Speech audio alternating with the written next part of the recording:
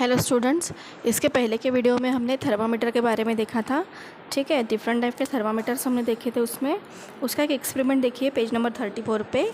Take a thermometer from the laboratory से आपको एक थर्मामीटर लेना है। The bulb at its lower end is filled with mercury. पुराने अगर आपने थर्मामीटर देखे होंगे तो उसमें आपको दिखेगा कि जो पुराने थर्मामीटर थे, जो नीचे उसके सिल्वर कलर का छोटा सा बल्ब जैसा दिखता था, उसमें क्या भरा हुआ रहता है? पारा भरा हुआ रहता है, मर्क्यूरी भरा हुआ रहता है। The mercury rises to a certain level in the capillary tube above the bulb.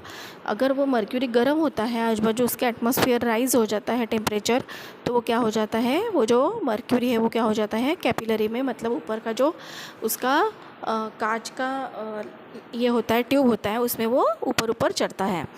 You will see a scale next to the mercury column.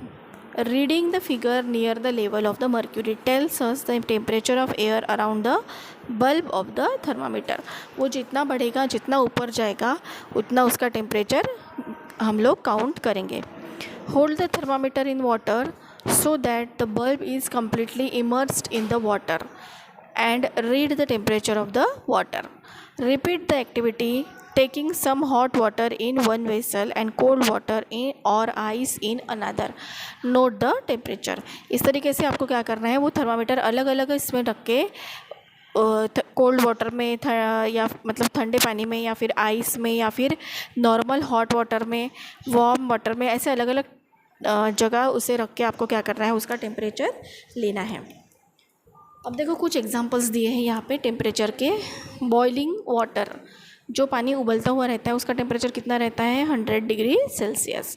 जो फ्रीजिंग वाटर है, फ्रीजिंग मतलब जो आइस बन चुका है, फ्रीज़ हो चुका है, उसका टेम्परेचर रहता है 0 डिग्री सेल्सियस. एयर जो होती है वो विंटर नाइट, मतलब ठंडी के दिनों में एयर का टेम्परेचर जनरली कितना रहता है? 15 डिग्री सेल्सियस से नीचे. एयर समर आफ्टरनून, मतलब जो गर्मी के दिन होते हैं उसमें दोपहर के समय अगर हम लोग टेम्परेचर देखते हैं तो कितना रहेगा? 35 degree Celsius. Inside a fridge, fridge के अंदर टेम्परेचर कितना रहता है? 5 डिग्री से कम. इनसाइड द फ्रीज़र, फ्रीज़र मतलब जहाँ पर बर्फ़ बनता है वो वाले पोर्शन में टेम्परेचर कितना रहता है? -18 डिग्री से भी कम. बॉडी टेम्परेचर, हमारा बॉडी टेम्परेचर जनरली नॉर्मली कितना रहता है? Approximately 37 degree Celsius. तो अगर इससे ज़्यादा होता है तो हम कहते हैं कि हमें फीवर आ गया है. ठीक है, so this is about the temperature. किस तरीके से हम लोग थर्मामीटर का यूज़ करके टेम्परेचर चेक कर सकते हैं. अभी हमें कुछ और प्रोसेस देखने हैं. हमने कहा ना कि बॉइलिंग वाटर होता है, फ्रीजिंग वाटर होता है, तो ये कैसे होता है? उसमें सबसे पहले हमें देखना है बॉइलिंग. बॉइलिंग मतलब पानी का उबलना. वाटर इज़ कंटिन्यूसली इवेपोरेटिंग मतलब पानी की भाप बन के उड़ जाना. We know that water spilled on the floor dries up slowly on its own. मतलब spilled मतलब ज़मीन पे गिर जाना, फैलना. जो पानी नीचे ज़मीन पे फैल गया है वो क्या हो जाता है? अपने आप थोड़ी देर में सूख जाता है. This evaporation occurs from the surface of the water. यानी कि वो जो पानी फैल गया था वो थोड़ी देर के बाद आपको सूखा हुआ दिखेगा. क्यों? क्योंकि उसका इवेपोरेशन हो चुका होता है.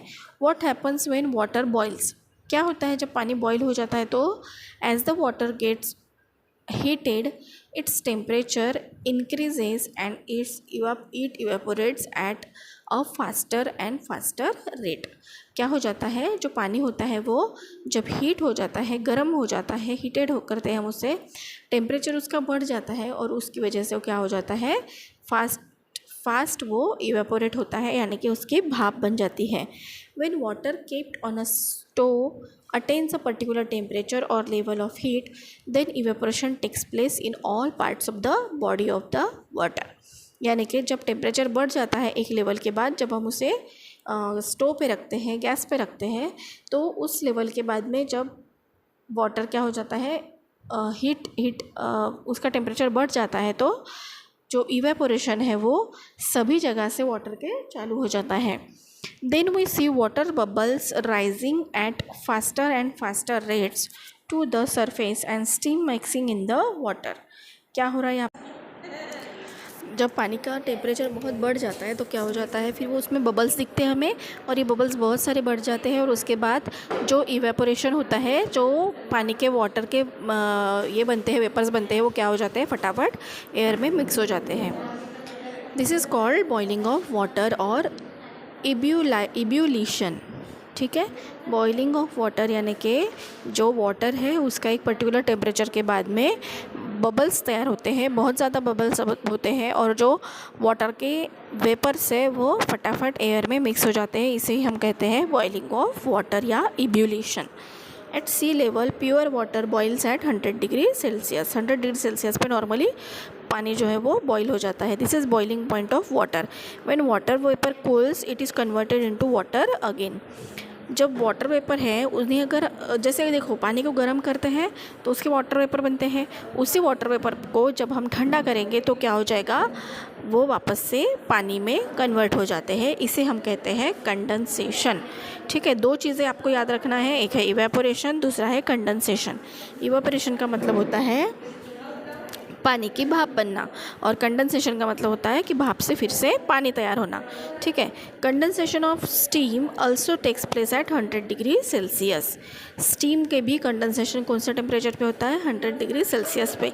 It means that the boiling point and condensation point of water are one and the same. यानी कि जो बॉइलिंग पॉइंट होता है और कंडेंसेशन पॉइंट होता है पानी का, वो दोनों कैसा रहता है, सेम रहता है, 100 degree Celsius. Okay, so this is about the boiling. उसके बाद पेज नंबर 35 पे आपको एक छोटा सा ऊपर पर्पल कलर के बॉक्स में डायग्राम दिया है, वो एक बार रीड कर लीजिए। ठीक है, उसमें कंडेंसेशन, इवेपोरेशन, फ्रीजिंग, बॉइलिंग ये शॉर्ट में दिया गया है।